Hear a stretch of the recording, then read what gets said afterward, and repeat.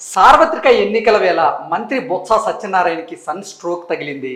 బొత్స సత్యనారాయణ కొడుకు 31 ఎకరాల పొలాన్ని తప్పుడు డాక్యుమెంట్లతో ఆయన కబ్జా చేసినటువంటి నేపథ్యంలో ఈ ఎన్నికల వేళ బొత్స సత్యనారాయణ గారికి అది నెగిటివ్గా మారబోతుంది అంటూ ఒక వార్త ఇప్పుడు సోషల్ మీడియాలో చక్కర్లు కొడుతున్నటువంటి నేపథ్యంలో దీని మీద ఎనాలిసిస్ చేసుకునేటువంటి ప్రయత్నం చేద్దాం. ప్రస్తుతం మనతో పాటు ఉన్నారు ప్రముఖ సీనియర్ జర్నలిస్ట్ దుర్గా వడ్లమణి గారు. Madam hi. మేడం నమస్తే. హాయ్ మేడం, సార్వత్రిక ఎన్నికల నేపథ్యంలో బొత్స సత్యనారాయణ గారికి కొడుకు రూపంలో సన్ స్ట్రోక్ తగలబోతోంది. కొడుకు 31 ఎకరాల భూమిని తప్పుడు డాక్యుమెంట్లతో ఆయన భూ కబ్జా చేసినటువంటి నేపథ్యంలో ఆయన మీద కేసు నమోదు చేయండి అంటూ హైకోర్టు ఆదేశం జారీ చేసిన నేపథ్యంలో ఇప్పుడు ఎన్నికల వేళ అది బొత్స సత్యనారాయణ గారి గెలుపు మీద ప్రభావం చూపించబోతోంది అంటూ కొన్ని వార్తలు వస్తూ ఉన్నాయి. ఇది మనం చూసుకోవచ్చు. దీన్ని ఒకసారి మనం చదివేటువంటి ప్రయత్నం చేద్దాం, తర్వాత మీరు ఎనాలిసిస్ చేద్దరు. బొత్సకు సన్ స్ట్రోక్. ఎన్నికల వేళ భారీ భూ కబ్జా ఆరోపణలు, ఫోర్జరీ డాక్యుమెంట్లతో చేసిన కబ్జాపై విచారణకు తెలంగాణ హైకోర్టు ఆదేశం, గెలుపుపై ఎఫెక్ట్ పడే ఛాన్స్. సార్వత్రిక ఎన్నికల పోలింగ్ సమీపిస్తున్నటువంటి నేపథ్యంలో మంత్రి బొత్స సత్యనారాయణకి కుమారుడి రూపంలో సన్ స్ట్రోక్ తగిలింది. బొత్స కుమారుడైనటువంటి సందీప్ 31 ఎకరాల భూమిని తప్పుడు డాక్యుమెంట్లు సృష్టించి కబ్జా చేసిన వ్యవహారంపై తెలంగాణ హైకోర్టు విచారణకు ఆదేశాలు జారీ చేసింది. దీంతో బొత్స కుటుంబానికి పెద్ద షాక్ తగిలినట్లుగా అయింది.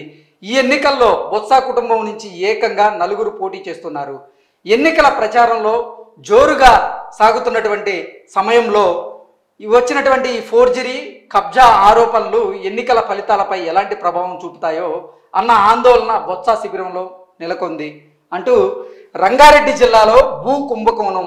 బొత్స సత్యనారాయణ కుమారుడు బొత్స సందీప్ కొందరు వ్యక్తులతో కలిసి తహసీల్దారు కార్యాలయంలో రికార్డులను ఫోర్జరీ చేసి రంగారెడ్డి జిల్లా షాబాద్ మండలం మంచనపల్లి గ్రామంలో సర్వే నెంబర్ 422లోని 31 ఎకరాల భూమిని కబ్జా చేశారంటూ తెలంగాణ హైకోర్టులో బొప్పి మహేందర్ అనేటువంటి వ్యక్తి పిటిషన్ దాఖలు చేశారు.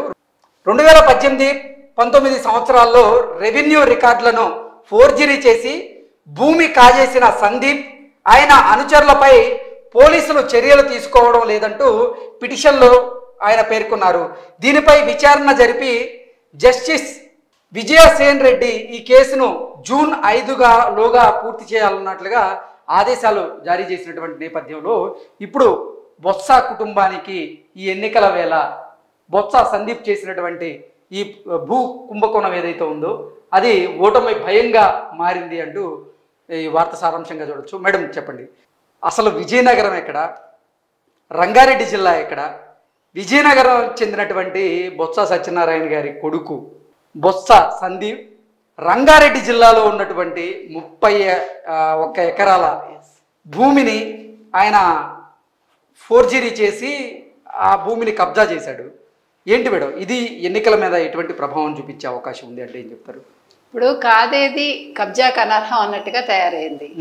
మీరు చెప్పినట్టుగా ఎక్కడి విజయనగరం, ఎక్కడి రంగారెడ్డి జిల్లా అంటే బొత్స ఇప్పుడు అక్కడ మొత్తం ఆక్యుపై చేయడం అయిపోయినట్టుంది. విశాఖపట్నం, విజయనగరం చుట్టుపక్కలంతా మొత్తం కబ్జాలు అయిపోయాయి కదా వాళ్ళవి.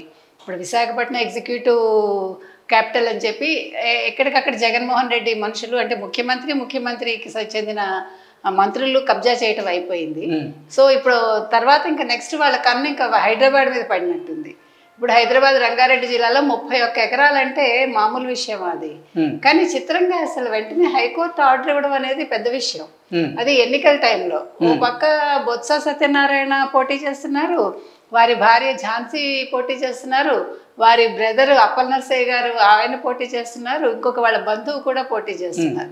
అంటే ఒకే కుటుంబానికి చెందిన 4 పోటీ చేస్తున్న సమయంలో ఈ రకంగా రావడం అనేది చాలా పెద్ద విషయం ఇది. ఎందుకంటే డెఫినెట్గా ఇది వాళ్ళ ఎన్నికల గెలుపు మీద ఇది ప్రభావం చూపిస్తుంది. ఇప్పుడు ప్రజల్లోకి ఇది బలంగా వెళ్ళాలి. వీళ్ళు అసలు ఎట్లా ఉంది వీళ్ళ పరిస్థితి, వీళ్ళు ఏ రకంగా కబ్జాలు చేస్తున్నారు అనేది తెలుగుదేశం కూటమి వాళ్ళు కూడా ప్రజల్లోకి తీసుకెళ్ళాలి.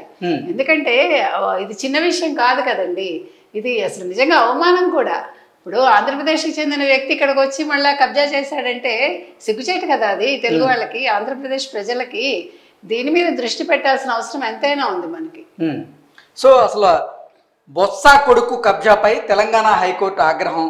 రంగారెడ్డి జిల్లాలో ఫోర్జరీ సంతకంతో 31 ఎకరాల కబ్జా చేసినటువంటి మంత్రి బొత్స కొడుకు బొత్స సందీప్. అసలు ఎన్నికల వేళ మీరు చెప్పినట్లుగా హైకోర్టు ఇటువంటి నిర్ణయం తీసుకోవడం నిజంగా హర్షించదగ్గ విషయం. ఎందుకంటే అదేమో ఇప్పుడు ప్రతిపక్షాలకు ఒక అస్త్రంగా మారి బొత్స మీద అస్త్రాన్ని సంధించేటువంటి అవకాశం ఉంది. ఇప్పటికే ఓటమి భయంతో ఉన్నటువంటి బొత్సకి ఈ భూ కుంభకోణం ఏదైతే ఉందో ఈ భూ కుంభకోణం మరింత భయపెట్టేలా ఉంది అంటూ కూడా కొంతమంది చెప్తూ ఉన్నారు. దీని మీద మీ విశ్లేషణ ఏంటి? అసలు ముందు ఫోర్జరీ అది పెద్ద విషయం. ఫోర్జరీ చేసి ఆయన కబ్జా చేశాడు. ఆయన మొత్తం 31 ఎకరాలు. బొప్పి మహేందర్ రెడ్డి గారు కదా వెళ్ళారు, బొప్పి మహేందర్ అనే వ్యక్తి దీని మీద కోర్టుకు వెళ్ళారు 2018-19 అంటే 5 సంవత్సరాల క్రితం. అయితే ఇక్కడ జరిగిన మంచి విషయం ఏంటంటే హైకోర్టు ఏం చెప్పారంటే జూన్ 5 లోపు ఈ విషయాన్ని వెంటనే ముగించండి అని చెప్పారు. అంటే ఒక టైం లిమిట్ పెట్టారు. అది చాలా మెచ్చదగ్గ విషయం. ఎందుకంటే అది సాగతీయకుండా మీరు తొందరగా ముగించండి అని చెప్పడం అనేది ఆలోచించాల్సిన విషయం. ఇది ఇలాగే అన్ని కేసుల్లో కూడా ఇలా జరిగితే బాగుంటుందండి. అది బాబాయ్ కేసు అయినా సరే, జగన్మోహన్ రెడ్డి కేసులు అయినా సరే దీన్ని ఆదర్శంగా తీసుకుని ఆ జడ్జీలు కూడా చెప్తే బాగుంటుంది. ఇప్పుడు విశాఖ, విజయనగరం జిల్లాల్లో బొత్స సందీప్ భూ కబ్జా ఆరోపణల వార్త ప్రత్యర్థి పార్టీల నేతలకు అస్త్రంగా మారింది. అప్పట్లో మంత్రిగా ఫోక్స్ వ్యాగన్ కుంభకోణానికి పాల్పడినటువంటి బొత్స కుటుంబం ఇప్పటికీ మారలేదని, అవినీతి అక్రమాల్లో మునిగి తేలుతోందంటూ అవినీతి అక్రమాల్లో మునిగి తేలుతుందంటూ విమర్శలు దాడి చేస్తున్నారు. అయితే బొత్స సత్యనారాయణ చీపురుపల్లి అసెంబ్లీకి, అలాగే బొత్స సత్యనారాయణ భార్య ఝాన్సీ విశాఖ పార్లమెంటు స్థానానికి పోటీ చేస్తున్న సంగతి తెలిసిందే. ఆయన సోదరుడు బొత్స అప్పల్ నరసయ్య గజపతి నగరం అసెంబ్లీకి, అలాగే బంధువు బడికొండ అప్పలనాయుడు నెల్లిమర్ల అసెంబ్లీ స్థానం నుంచి బరిలో ఉన్నారు. తెలంగాణలో మొన్నటి వరకు ముఖ్యమంత్రి జగన్కు అనుకూలమైనటువంటి కేసీఆర్ ప్రభుత్వం ఉండడం వల్లే బొత్స సందీప్పై చర్యలు తీసుకోలేదని ఆరోపణలు వినిపిస్తూ ఉన్నాయి.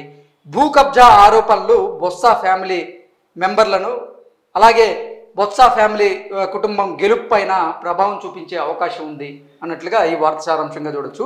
నిన్న మొన్నటి వరకు అంటే 2023 డిసెంబర్ వరకు ఇక్కడ హైదరాబాద్లో, అలాగే తెలంగాణలో కేసీఆర్ గారు ముఖ్యమంత్రిగా ఉన్నటువంటి నేపథ్యంలో బొత్స సందీప్ చేసినటువంటి ఈ భూ కబ్జా ఏదైతే ఉందో దానికి సంబంధించినటువంటి అంశం బయటికి రాలేదు. ఇప్పుడు ప్రభుత్వ మారిన నేపథ్యంలో ఈ భూ కబ్జా అంశం అనేది బయటకు వచ్చింది అంటూ కూడా ఈ పత్రిక తెలియజేస్తుంది. ఇక్కడ మనం చెప్పుకోవాల్సిన విషయం ఏంటంటేనండి, గతంలో ఫోక్స్ వ్యాగన్ కుంభకోణం బొత్స పాల్పడ్డారు. అది చాలా పెద్ద ఇష్యూ అయింది అప్పట్లో. ఆ తర్వాత ఇప్పుడు ఇది మీరు చెప్పినట్టుగా ఈ 31 ఎకరాలు ఏదైతే ఉందో ఈయన ఫోర్జరీ చేయటం అనేది ఒక పెద్ద అస్త్రంగా మనకి ప్రతిపక్షాలకు మారుతుంది. వీటన్నిటికీ మించి నిన్నటి వరకు కేసీఆర్ ఉండటం వల్ల ఈ కేసు బయటికి రాలేదు. ఇది మనం గుర్తించాల్సిన విషయం. ఇప్పుడు రేవంత్ రెడ్డి ప్రభుత్వం వచ్చింది కాబట్టి, అంటే ఇక్కడ ఎవరైనా ఒకటే, తప్పు చేసిన వాళ్ళు ఎవరైనా ఏ పార్టీ వాళ్ళైనా దృష్టి పెట్టడం అనేది చాలా ముఖ్యం. ఆ రకంగా ఈ 31 ఎకరాల మీద ఈ సందీప్ అనే వ్యక్తి మీద చర్యలు తీసుకోమని హైకోర్టు కోరడం అనేది మనందరం కూడా ఆహ్వానించదగ్గ విషయం. అది సో దీన్ని ఒక అస్త్రంగా మలుచుకొని ఇప్పుడు ప్రత్యర్థులు ఎవరైతే ఉన్నారో వారు బొత్స కుటుంబం మీద నిజంగా అస్త్రాన్ని సంధిస్తూ ఉన్నారు. ఇప్పటికే ఓటమి భయంతో ఉన్నటువంటి బొత్స సత్యనారాయణకు ఈ భూ కుంభకోణం కూడా మరింత భయపెడుతోందని, ఇప్పటికే ఆయన మీద పలు రకాల కుంభకోణాలు ఉన్నాయి. ఆయన మంత్రిగా చేసినటువంటి నేపథ్యంలో పలు అవినీతి ఆరోపణలు కూడా ఆయన మీద ఉన్నాయంటూ కూడా ప్రతిపక్షాలు ఆయన మీద ఆరోపణలు చేస్తున్నటువంటి నేపథ్యంలో ఈ భూ కబ్జా ఆయనకి రానున్నటువంటి ఎన్నికల్లో మరింత నెగిటివ్గా మారే అవకాశం ఉందంటూ కూడా విశ్లేషకులు భావిస్తూ ఉన్నారు. Thank you so much.